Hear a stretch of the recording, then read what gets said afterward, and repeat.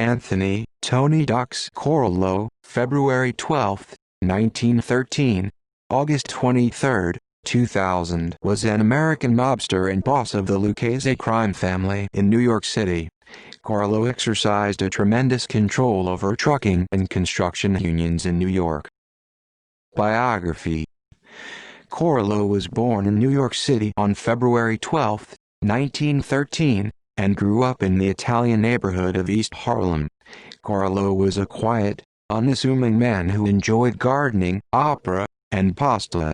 In his later years, Corallo owned a luxurious home in Oyster Bay Cove, New York. Corallo was married and had a son and a daughter. Early criminal career. In the 1920s, Corallo joined the 107th Street Gang in East Harlem. His first arrest in 1929, for grand larceny, was at age 16. He was not convicted. In 1935, Corallo had become a member of the Galliano crime family, forerunner of the Lucchese family. Underboss Tommy Lucchese recruited Corallo to work with mobster Johnny Dio, the leader of labor racketeering operations in the Manhattan Garment District. In 1941, Corallo was arrested after police found him in possession of a narcotics cache valued at $150,000. He was later convicted of narcotics violations and sent to the city jail on Rikers Island for 6 months.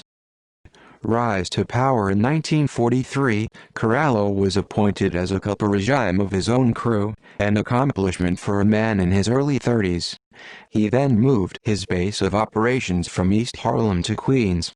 Corallo and Dio eventually controlled 5 local chapters of the International Brotherhood of Teamsters.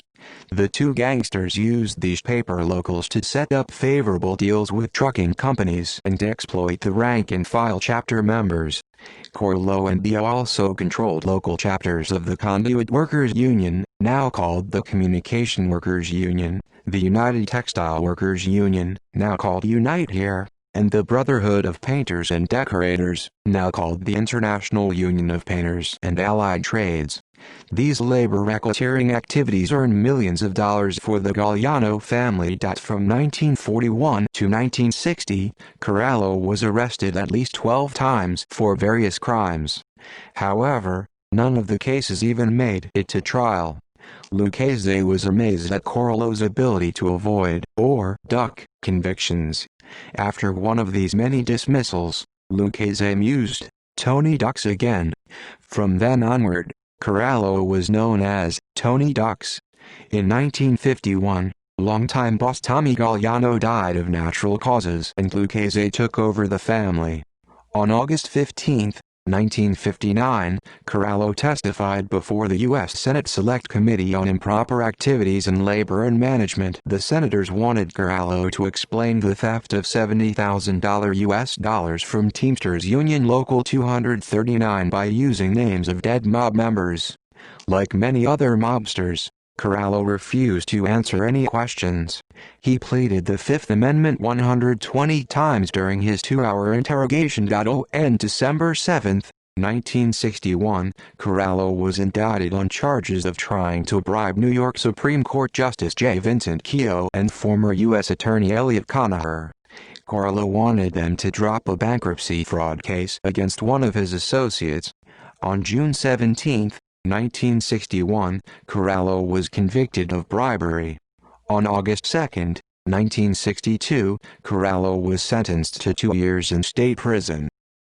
Family boss. On July 13, 1967, Lucchese died of a brain tumor.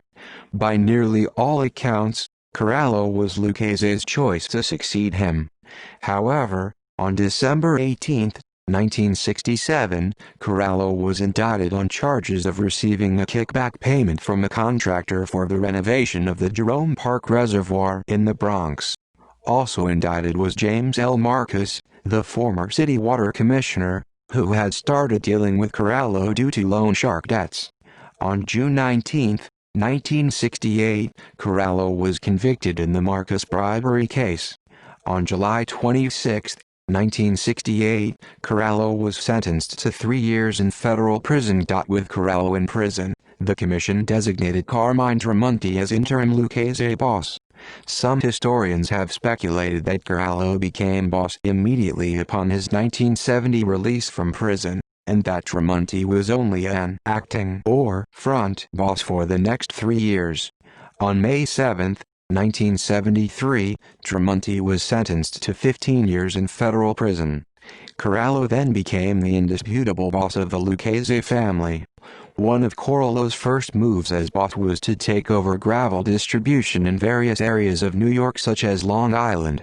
In owning major gravel companies in his territories or areas of influence, Corallo increased the Lucchese crime family's influence in the construction industry and with the unions involved. The garbage industry would be next on his list. With the help of a union official named Bernie Adelstein, the front business would be called Private Sanitation Industry Association. Next, with the help of Lucchese capo Paul Vario and his crew, Corallo would gain power at John F. Kennedy International Airport. Mafia Commission Trial. In the early 1980s, Corallo unwittingly provided the government with evidence that would all but end his career. Over the years, Corallo and Salvatore Avellino established a stranglehold on the waste hauling business on Long Island. To gather evidence against Avellino, members of the New York State Organized Crime Task Force (OCTF) used undercover informant Robert Kubecka, the owner of a Suffolk County, New York garbage hauling business. Since the 1970s, Kubecka had refused to participate with the mob control of the waste hauling business and had suffered extensive harassment as a result. In 1982, Kubecka agreed to wear a surveillance device during meetings with the mobsters. Although Kubecka was unable to get close to Avellino himself, the information Kubecka gathered eventually persuaded a judge to allow a wiretap on Avellino's home phone in Nisqually, New York. The home phone tap was also disappointing to the agents. However, it did reveal that Avellino was driving Corallo around all day in Avellino's car. In 1983, members of the New York State Organized Crime Task Force (OCTF) installed an electronic surveillance device inside the dashboard on Avellino's Jaguar while he and his wife were at a dinner dance. Agents then listened to many conversations between Corallo, Avellino, and other mobsters as they drove around the city.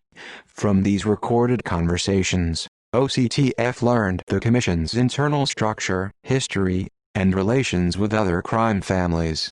These conversations were shared with federal prosecutors and provided them with invaluable evidence against Corallo and other family bosses in the Mafia Commission trial.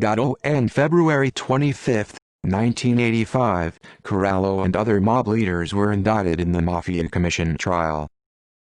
However, Corallo was in the hospital and was not arrested until after his release a few days later.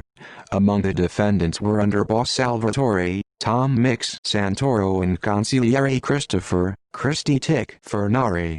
Awaiting trial, a meeting was held at Fernari's home, where Corallo told Fernari that he wanted the capo of Fernari's old crew, Vittorio Vic Amuso, or Fernari's aide-de-camp, Anthony Gaspipe Casso, as his successor. Fernari, Amuso and Casso met in a separate room, and ultimately it was decided Amuso would take the mantle. Though Corallo reportedly preferred Amuso, he agreed to make Amuso acting boss later that year, and it was understood he would formally become boss when Corallo, Santoro and Fernari were expected to be convicted and sent to prison. On November 19, 1986, Corallo and the other defendants were convicted of all racketeering charges. On January 13, 1987, Corallo was sentenced to 100 years in prison and fined $240,000. Death on August 23, 2000, Anthony Corallo died of natural causes at the Federal Medical Center for Prisoners in Springfield, Missouri. References